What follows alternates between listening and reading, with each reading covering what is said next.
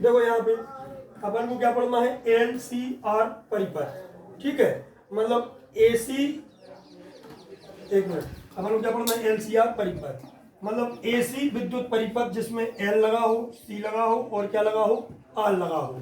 तो इसकी हमें क्या निकालना है, इसका हमें फेजर डायग्राम बनाना है, इसकी प्रतिबाधा निकालनी है, विद्युत धारा और परिणामी वोल्टेज में हमें कलांतर निकालना है, ठीक है। तो इसके लिए सबसे पहले हम क्या लिखेंगे कि एक ऐसा विद्युत परिपथ लेना है हमें जिसमें एल, आर और सी तीनों एसी वोल्टेज के साथ श्रेणी क्रम में लगे हों, ठीक है। तो ये आप लोग लिख लोगे।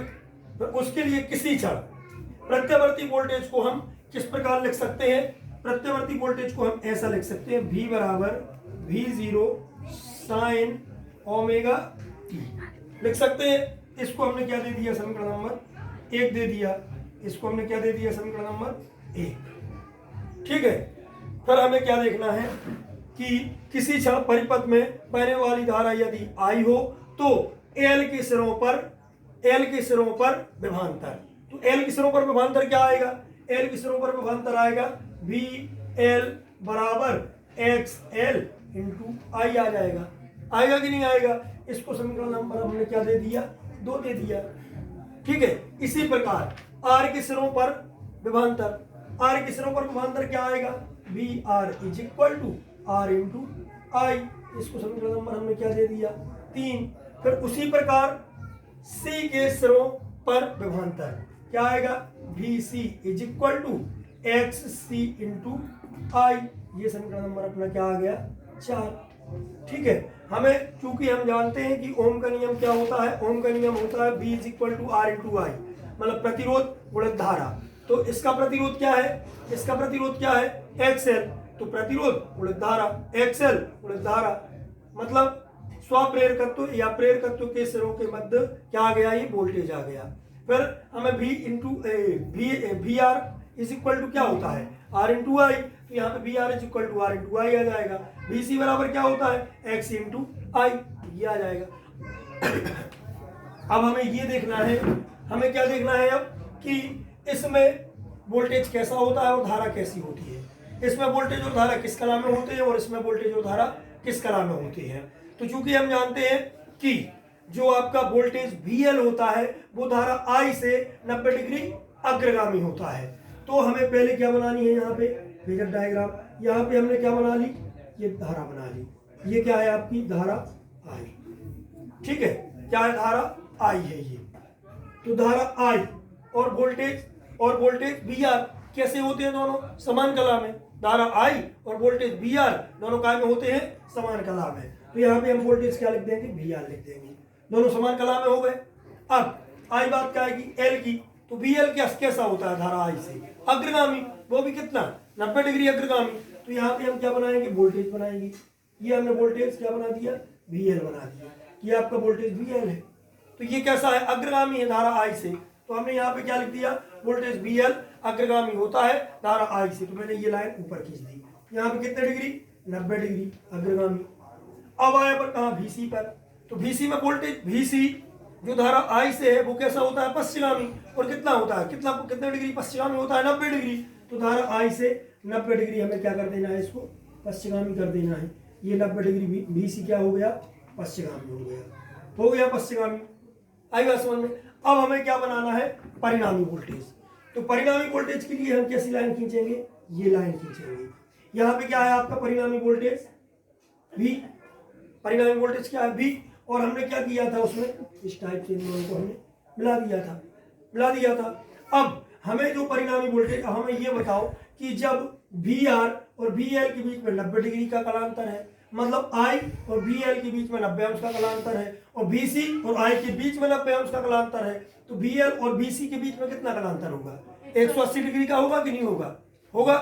तो यहाँ पे परिणामी वोल्टेज क्या निकलेगा, यहाँ पे इस बिंदु पर परिणामी वोल्टेज क्या निकलेगा, V is equal to VL minus VC निकलेगा, क्योंकि ये दोनों वोल्टेज कैसे हैं, एक दूसरे के अपोजिट है, इसलिए V बराबर क्या आएगा, VL माइनस VC। तो ये वाली लाइन पूरी क्या बन जाएगी, VL माइनस VC बन जाएगी, नहीं बन जाएगी, ये वाली लाइन V बराबर VL माइनस VC बन जाएगी। यहाँ पे जगह नहीं है इसलिए मैंने यहाँ लिख दिया, ठीक है। ये आपका क्या है, ये वाला पॉइंट क्या है, VL माइनस VC, आ जाएगा। इतनी बात समझ में आ गई। अब इसके बाद में हमें क्या करना है, सबसे पहले अपन को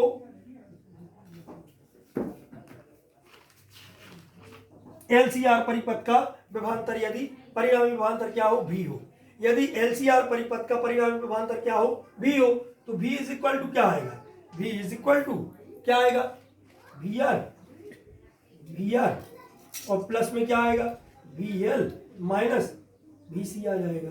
ये आएगा कि नहीं आएगा? क्यों आएगा ये?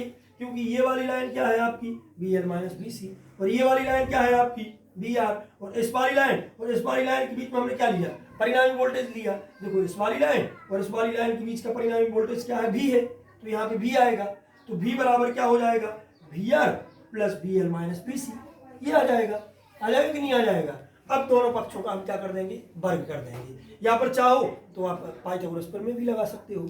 तो अपन क्या करेंगे, यहाँ पे दोनों पक्षों का वर्ग करेंगे तो क्या आएगा, v square is equal to VR square plus VL minus VC का स्क्वायर, ये आ जाएगा। अब समीकरण 2, 3 और 4 से इसमें मान रखना है। तो v स्क्वायर अपना सेम रहेगा, बराबर VR का मान क्या है, R इंटू आई, क्या है, R इंटू आई का स्क्वायर आ जाएगा, R इंटू आई का स्क्वायर, पर प्लस, तो प्लस, फिर यहाँ VL का मान क्या है, XL माइनस इसका सॉरी XL इंटू आई, XL इंटू आई माइनस इसका क्या है, XC इंटू आई का स्क्वायर आ जाएगा। ये आएगा कि नहीं आएगा? फिर हमें क्या करना है, यहां से हमें आई को कॉमन निकालना है। ठीक है, यहां से हमें क्या करना है, आई को कॉमन निकालना है। यहां से हम जब आई को कॉमन निकालेंगे तो क्या आएगा, यहाँ पे B square is equal to R into I का स्क्वायर प्लस यहां से मैंने आई स्क्वायर कॉमन निकाल लिया, तो अंदर क्या बचा, XL माइनस XC का स्क्वायर। बचा कि नहीं बचा? बचा। अब आई स्क्वायर यहाँ है, आई स्क्वायर यहाँ है, आई स्क्वायर फिर कॉमन निकाल लो। आई स्क्वायर हम जब फिर से कॉमन निकालेंगे तो क्या आएगा, तो यहाँ पे बी स्क्वायर अपना सेम रहेगा, आई स्क्वायर मैंने फिर कॉमन निकाला तो अंदर क्या बचा, आर स्क्वायर बचा, क्या बचा, आर स्क्वायर, और प्लस में क्या बचा, XL माइनस XC का होल स्क्वायर, ये बचा। यहाँ देखो बचा। अब ये आई हम कहाँ ले जाएंगे, इसके अपॉन में ले जाएंगे ताकि ओम का नियम बन सके। ठीक है, तो इसको हम कहाँ ले जाएंगे, इसके अपॉन में ले जाएंगे। तो यहाँ पे क्या आएगा, बी स्क्वायर पहले से है, आई स्क्वायर हम बटे में ले गए, तो बराबर क्या बचा यहाँ पे, आर स्क्वायर प्लस कोष्टक, यहाँ पे क्या आएगा, XL माइनस XC का स्क्वायर, ये आ जाएगा। फिर हम ये वर्ग कॉमन निकाल लेंगे, ये वर्ग हम कॉमन लिख देंगे तो क्या आएगा यहाँ पे, v बटे आई का whole square is equal to R square plus XL minus XC का स्क्वायर। वर्ग हटाएंगे तो वर्गमूल आ जाएगा, तो क्या आएगा यहाँ पे, v बटे I is equal to root of R square plus XL minus XC का होल स्क्वायर आ जाएगा। अब इसकी तुलना हम कैसे करेंगे, ओम के नियम से। इसको मैंने समीकरण नंबर क्या दे दिया, मान चलो 5 दे दिया।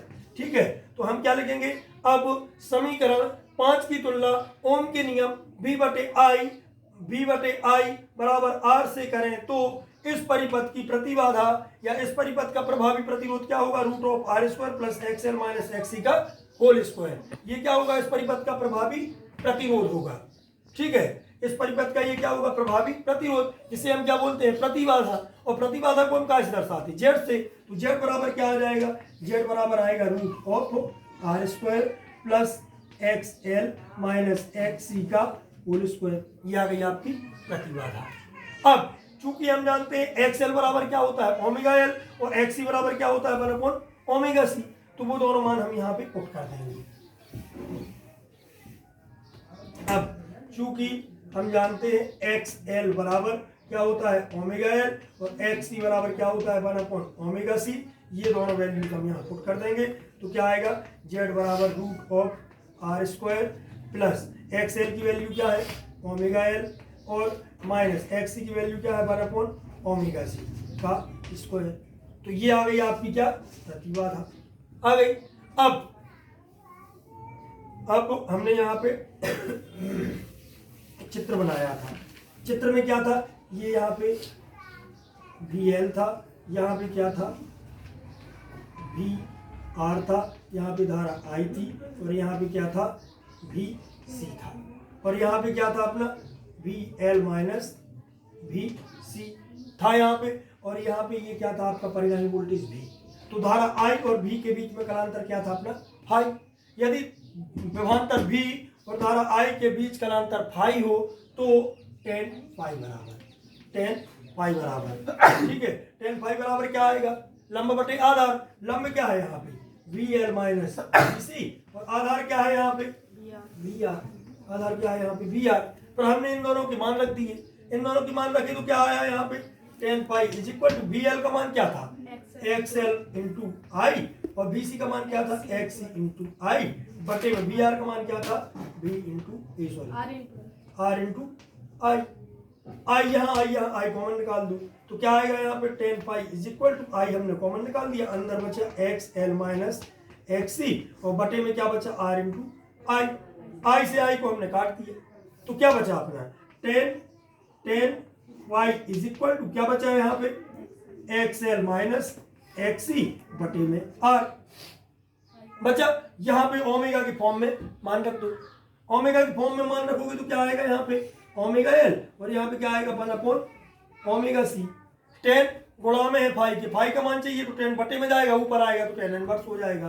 तो यहाँ पे क्या आ जाएगा phi is equal to tan inverse omega L minus 1/ओमेगा C बटे R। ये आपका कलांतर निकल के आ गया कलांतर निकल के। फिर उसके बाद में यदि धारा का शिखर मान क्या हो I0, तो धारा के शिखर मान का सूत्र हम क्या लगाते हैं, धारा के शिखर मान का सूत्र हम लगाते हैं I0 is equal to V0/Z। यहाँ पे Z का मान रख देना तो उत्तर आ जाएगा, बस इतना तो है, बन जाएगा।